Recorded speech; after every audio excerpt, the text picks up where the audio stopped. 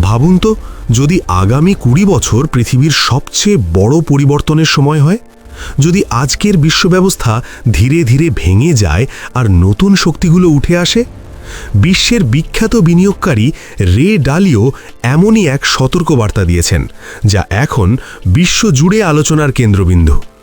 ডালিও বলছেন, আমরা হয়তো ইতিহাসের এক বিশাল বিগ সাইকেলের শেষ পর্যায়ে দাঁড়িয়ে আছি, কিন্তু এটা কোনো ভবিষ্যৎবাণী নয়, বরং ইতিহাসের পুনরাবৃত্ত প্যাটার্নের বিশ্লেষণ।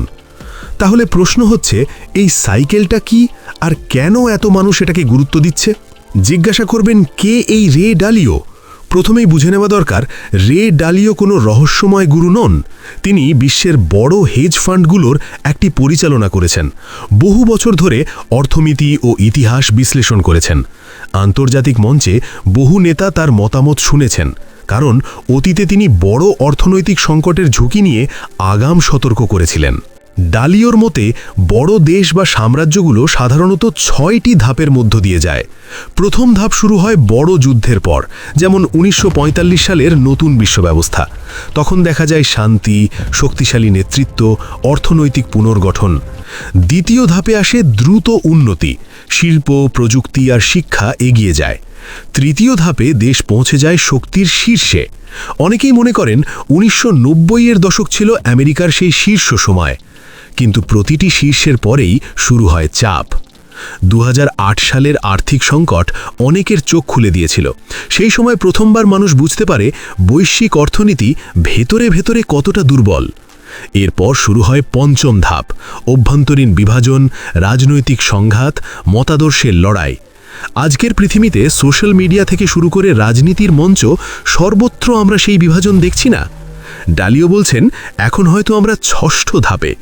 এই ধাপে পুরনো শৃঙ্খলা ভেঙে পড়ে, নতুন শক্তি উঠে আসে আর সম্পদের পুনর্বণ্টন শুরু হয়। ইতিহাসে ডাচ সাম্রাজ্য থেকে ব্রিটিশ সাম্রাজ্য বহু উদাহরণ রয়েছে, যেখানে এক শক্তির পতনের সাথে সাথে অন্য শক্তির উত্থান ঘটেছে। এখানেই আসে সবচেয়ে আলোচিত শব্দ ক্যাপিটাল ওয়ার বা মূলধন যুদ্ধ। এটা বন্দুক বা ট্যাঙ্কের যুদ্ধ নয়, এটা হচ্ছে অর্থের প্রবাহ নিয়ে লড়াই। শুল্ক বাড়ানো, বাণিজ্য নিয়ন্ত্রণ, বিনিয়োগ সীমাবদ্ধ করা, এসবের মাধ্যমে দেশগুলো নিজেদের অর্থনীতি রক্ষা করতে চাইবে। বর্তমানে আমরা সবাই সেটাই দেখছি। যদি বড় শক্তিগুলো বিদেশে অর্থ পাঠানো কমিয়ে দেয়, তাহলে বিশ্বজুড়ে ঋণের ঘাটতি তৈরি হতে পারে। এর প্রভাব পড়তে পারে শেয়ার বাজারে, বিশেষ করে প্রযুক্তি আর এআই কোম্পানিগুলোর উপর, যাদের বিশাল বিনিয়োগ দরকার। অনেক বিশ্লেষক বলছেন, ভবিষ্যতের বড় সংঘাত হতে পারে অর্থনীতি ও প্রযুক্তির মাধ্যমে। ইতিহাস দেখায়, যখন পুরনো শক্তি দুর্বল হয়, তখন নতুন দেশ বা অঞ্চল সামনে আসে। বিনিয়োগকারীরা ধীরে ধীরে এমন বাজারে অর্থ নিয়ে যায়, যেখানে তারা স্থিতিশীলতা আর সম্ভাবনা দেখতে পায়। আর এই পরিবর্তনের সময়ই সবচেয়ে বড় সুযোগ তৈরি হয়। এখন প্রশ্ন হলো, এই বড় পরিবর্তনের মাঝে ভারতের অবস্থান কোথায়? অনেকেই মনে করছেন, যদি বৈশ্বিক অস্থিরতা বাড়ে, তাহলে স্থিতিশীল বাজার হিসেবে ভারতের দিকে বড় পুঁজি আসতে পারে। ভারতের জনসংখ্যা, প্রযুক্তি খাত আর অভ্যন্তরীণ বাজার সব মিলিয়ে এটি এক বড় সুযোগও হতে পারে। কিন্তু সুযোগের সাথে আসে চ্যালেঞ্জ। দ্রুত পুঁজি বা ক্যাপিটাল প্রবাহ মানে বাজারে চাপ, নীতিগত সিদ্ধান্তের পরীক্ষা আর অর্থনৈতিক ভারসাম্য বজায় রাখার বড় দায়িত্ব। আগামী ২ থেকে ৩ বছর তাই অনেক বিশ্লেষকের মতে মেক অর ব্রেক সময় হতে পারে। আপনি হয়তো ভাবছেন, তাহলে কি সামনে বড় সংঘাত আসছে? সত্যি বলতে, কেউই ভবিষ্যৎ নিশ্চিতভাবে বলতে পারে না। ইতিহাস শুধু আমাদের সম্ভাব্য পথ দেখায়, কিন্তু প্রতিটি যুগে নতুন বাস্তবতা তৈরি হয়। যদি সত্যি ক্যাপিটাল যুদ্ধ শুরু হয়, তাহলে বিশ্ব অর্থনীতির মানচিত্র বদলে যেতে পারে। কিছু দেশ হঠাৎ দ্রুত এগিয়ে যাবে, আবার কিছু দেশ পিছিয়ে পড়বে।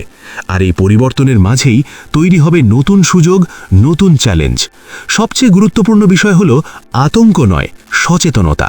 কারণ ইতিহাস বলছে, বড় পরিবর্তনের সময়ই সবচেয়ে বড় উদ্ভাবন আর উন্নতি ঘটে। তাহলে প্রশ্নটা আবারও থেকে যায়, আমরা কি এক নতুন বিশ্ব ব্যবস্থার দিকে এগোচ্ছি, নাকি এটি শুধু ইতিহাসের আরেকটি চক্র? এর উত্তর লুকিয়ে আছে আগামী কয়েক বছরের মধ্যেই, আর সেই গল্প আমরা সবাই মিলে দেখব।